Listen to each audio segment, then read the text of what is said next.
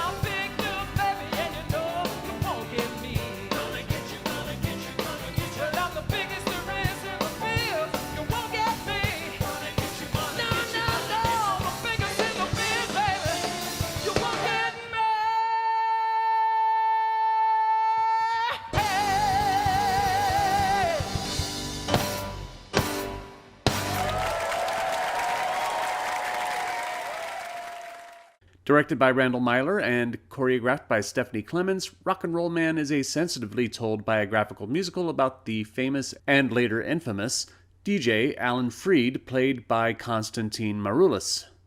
If you're not familiar with Alan Freed, that can be easily forgiven, as his name has somewhat disappeared with history, but he is the person who is attributed, by some, to creating the term rock and roll.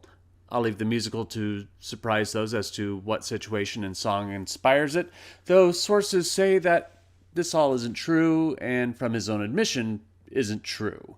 The musical starts at the end of Alan's life, having died at the young age of 43 from complications from alcoholism. After watching the news where he is being lambasted by the media for one of his many legal problems, he slips into a dream state where he is put on trial not for the Caiola scandal, something that is addressed in the musical, but not really the primary focus of the story. If you don't know what Caiola was or is, it is the practice of bribing a radio station or DJ or what have you to play and promote music. It's illegal. Instead, he is being put on trial for his character and legacy. In his dream, he is brought before a judge played by Eric B. Turner. The prosecutor is J. Edgar Hoover, played by Bob Ari, and his defense attorney is Little Richard, played by Roderick Covington.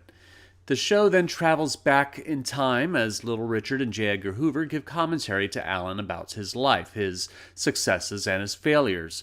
We watch as Alan starts off as a radio DJ in Ohio, frequently visiting a record store owned by Leo Mintz, played by Joe Pantoliano, who has been playing music by black artists for his interracial consumers. Alan's star begins to shine as he advances as a DJ, promoting black artists along with the white musicians, things that the radio station initially is completely against. And eventually he becomes a concert promoter and television host, presenting racially integrated programming, much to the disdain of conservative elements, and catches the eye of J. Edgar Hoover, who thinks he's destroying the fabric of American greatness with the promotion of rock and roll and having black and white people celebrate their favorite music together.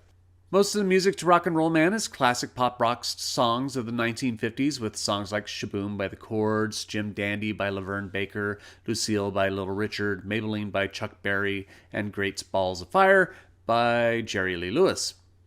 As a jukebox musical, these songs are good and short, so they don't draw out the show for too long without moving the story. And in many of the songs, the scene continues over it, almost like a soundtrack being played, but with the artists on stage like living jukeboxes. The original songs by Kupper mostly fit the style of the period. Not exactly period, but an homage to the style, maybe more accurate. These are the songs that Constantine sings as Fried, as well as a very much ode to Kander and Ebb number called Be Good to Morris that Pantoliano performs, who in the second act, after Alan has moved to New York City, plays Morris Levy, the owner of the jazz club Birdland, and is a kind of a low-level mobster. The song Be Good to Morris is an obvious lift of When You're Good to Mama from Chicago. As far as performances go, Constantine is okay. I have no complaints about his vocal skills, which are great, but his acting leaves much to be desired. A bit of it probably has to do with the book, which was very forgiving of Alan Fried, softening his drinking problems to the points that feels disingenuous and makes his legal issues come off as if he's a naive innocent in the machinations of the Caiola scandal. This all weakens the character of Alan, and Constantine's performance is equally weakened. It's the supporting cast that carries the show, especially Pantoliano, Covington, and Felicia LaCaye, who plays Laverne Baker. Being the only actress who gets any major solo performance time, LaCaye makes the most of it, giving a dazzling performance. Covington also is excellent as Little Richard. It's hard not to ignore that the tone of his voice is a bit lower than Little Richard's, but I didn't care too much because he had the charisma, which is what really matters in that role. Pantoliano, with the dual roles of Leo Mintz and Morris Levy, get to play two sides of himself, with the sweet and tender Leo versus the scheming and dastardly Morris.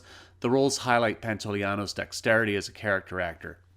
With artists who play their own instruments like Little Richard, Buddy Holly, Chuck Berry, and Jerry Lee Lewis, I was a little disappointed that not all of them could actually play their respective instruments, though Dominique Scott really nails it as Jerry Lee Lewis. Also nailing it is Leon Dokowski, who created some fantastic costumes, especially the stylish finesse of Laverne Baker's dresses and Little Richard's flashy outfits. Rock and Roll Man is a frustrating show because as much as I love the music of this time period and the performances, as these artists are great and Pantoliano excels, the story feels very whitewashed with a very apologetic depiction of a human being that was probably far more complex than how he is portrayed here. Yes, Alan Fried should be celebrated for his efforts in desegregating performers and audiences alike in the 1950s, but as for his faults, it's apparent that the show's creators knew that they had to be addressed, but preferred to keep the mess as tidy as possible. But I'm only one man's opinion, so be sure to leave yours in the comments below. If you'd like to see Rock and Roll Man, I'll leave a link in the description where you can get tickets.